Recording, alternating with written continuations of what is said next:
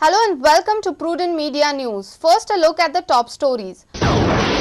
Ravi Naik says government will bring new law to regulate casinos, advocates more increase in entry fee.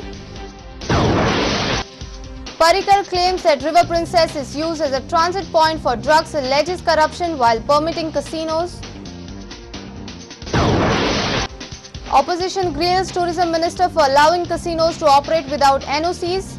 Miki assures to seal 5 casinos in Mandavi. Vasco Saptah begins. Dambab devotees flock to Vasco. And battle for Angle's table tennis team championship begins. Now the news in detail. Home Minister Ravi Naik announced that a special law to regulate casino would be constituted. Ravi Naik, in his reply to the demands, cited that entry fees of casinos should be increased and he would convey this to the Chief Minister. CM announced Rs 1 lakh for the families of deceased Sudan Dabari, the taxi driver from Mapsa, and Rs 25,000 towards the minor maid of Porwari who was inhumanly tortured by her master. One driver from Mapsa, Sri Sudan Dabari, was murdered by some people. He was taken away along with his hand and his wife and his family member. He has got small children. We have decided to give the family 1 lakh rupees from the Chief Minister's Relief Fund.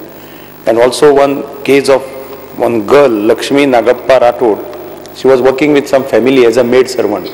In fact, today we have seen how brutally this family has treated this girl. So this girl will also be, we will try to help this girl either through some NGO or through somebody by giving her a support of 25,000. The government will ensure that there is no revenue loss in the casino operation and that the interests of the government will be protected as always. A comprehensive legislation is being drafted encompassing the modern day casino gaming rules and stringent verification of antecedents of license holder including financial position. Government also ensure that no illegal casino operate in the territory of Goa.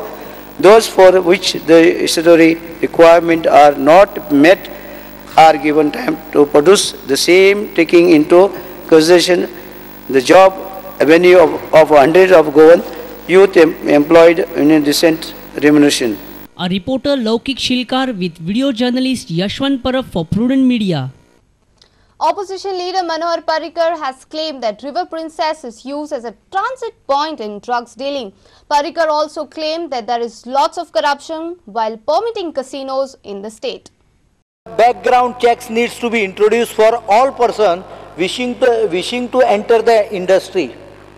म्हणजे जे कोण casino चलयता तांचो सगळ्यांचो background सोदून काडूंक जाय. हांच्यांनी हांकां खबर सुद्दां ना कोण डायरेक्टर आहा ते. Goa government today does not know when they have issued licenses.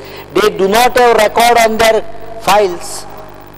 Who are the directors? What are their credentials? What are their criminal background? इति पळय रिवर प्रिन्सेस आसा पळय म्हज्या म्हायती प्रमाणे that is being used as a platform for smuggling of drug. म्हणजे safest place खंय तर रिवर प्रिन्सेसचेर व्हरून दवर कितें ती पार्सलां. It's being used as a transit point for drug peddling. म्हणजे हांव हे हांगता ते ड्रग रॅकेटियर्स कशे ताजो मिसयूज करता रिवर प्रिन्सेसचो हे लक्षांत हाडून दिता आनी हे सगळ्यांक खबर आहा थंय. A reporter Laukik Shilkar with video journalist Yashwant Parab for Prudent Media.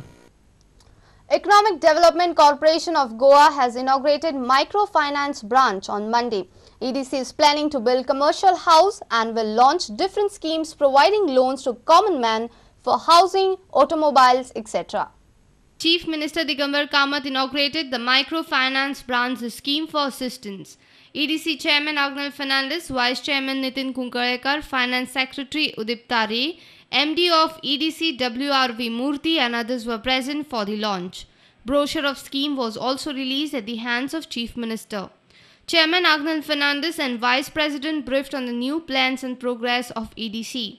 Now we want to go in for bigger. I request the Chief Minister to help us in this. We want to do PPP projects with the help of the government.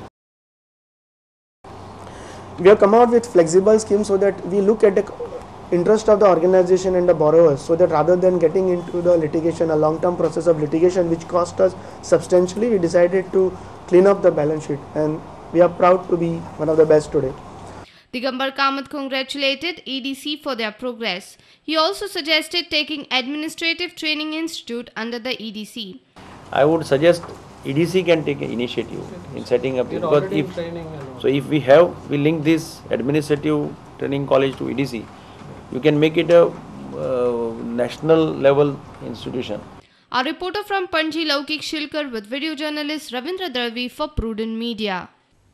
Let's take a short break. Watch more on Assembly after a short break. We will be right back.